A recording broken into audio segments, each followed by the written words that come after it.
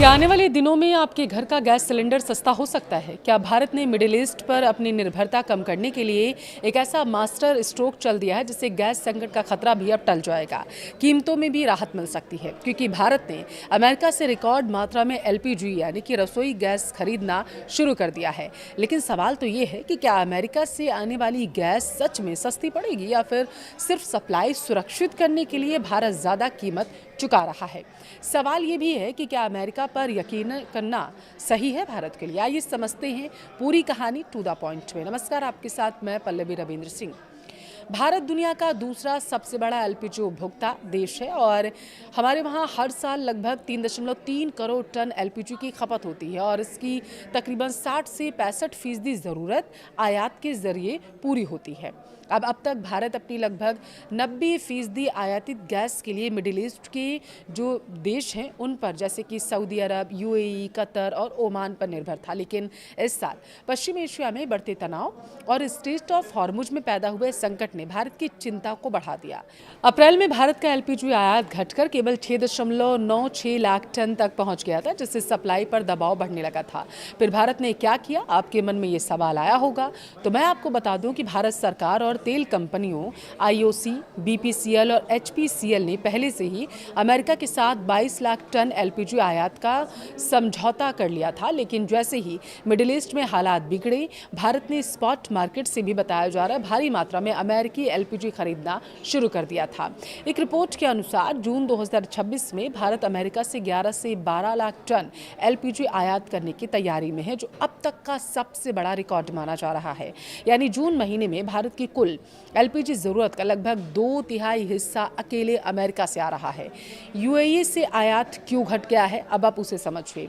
दरअसल जो यूएई कभी भारत का सबसे बड़ा सप्लायर था, उसने मई में केवल 1.34 लाख टन एलपीजी भेजी थी हमारे वहाँ पे। अब हालांकि जून में इसमें थोड़ी रिकवरी हुई थी और 3 से 4 लाख टन तक पहुँचने की उम्मीद जताई गई थी विशेषज्ञों के जरिए। यानी भारत अब एक ही इलाके से निर्भर नहीं रहेगा। कुवैत, ईरान, अल्जीरिया, नाइजीरिया और अमेरिका जैसे विकल्पों पर भी भारत अब विचार करने लगा है।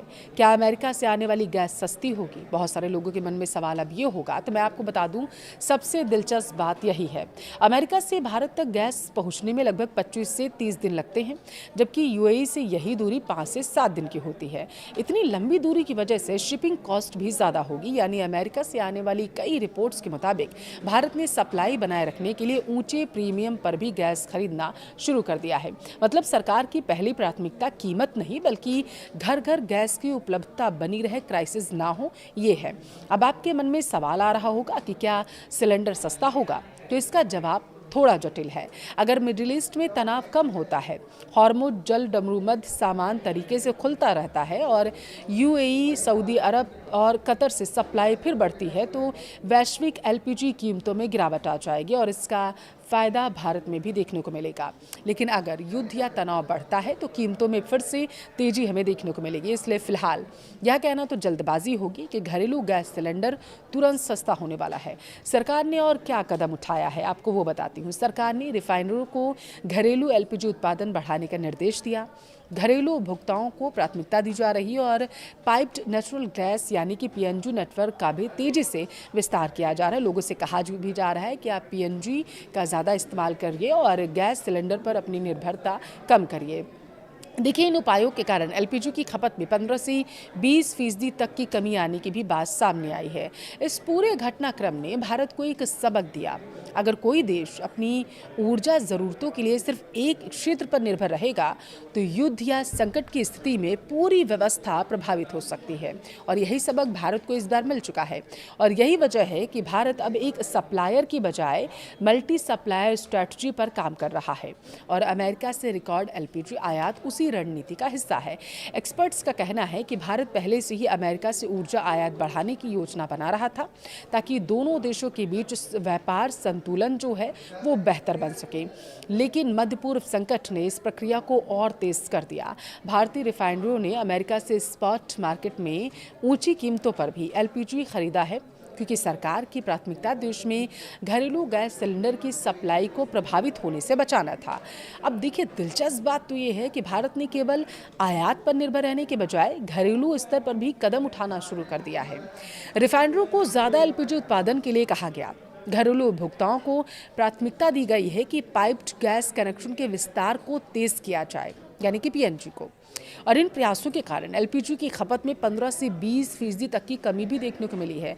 रिपोर्ट्स तो यही दावा कर रहे हैं।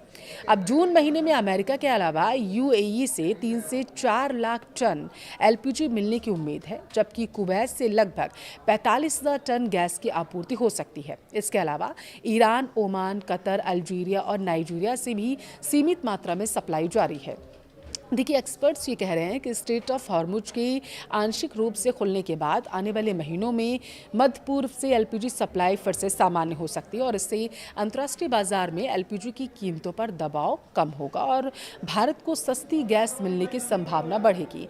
फिलहाल अमेरिका भारत के लिए सबसे बड़ा एलपीजी सप्लायर बनकर उभरा है और यह बदलाव भारत की ऊर्जा रणनीति में एक महत्वपूर्ण मोड़ बनकर सामने आ चुका है। तो कुल मिलाकर अच्छी खबर तो ये है कि फिलहाल देश में गैस संकट का खतरा काफ़ी हद तक टल गया है। लेकिन क्या इसका फ़ायदा आम आदमी को सस्ते सिलेंडर के रूप में मिलेगा? ये आने वाले कुछ हफ्तों या महीनों में अंतर्राष्ट्रीय हालात और कच्चे तेल और एलपीजी की कीमतों पर निर्भर करेगा।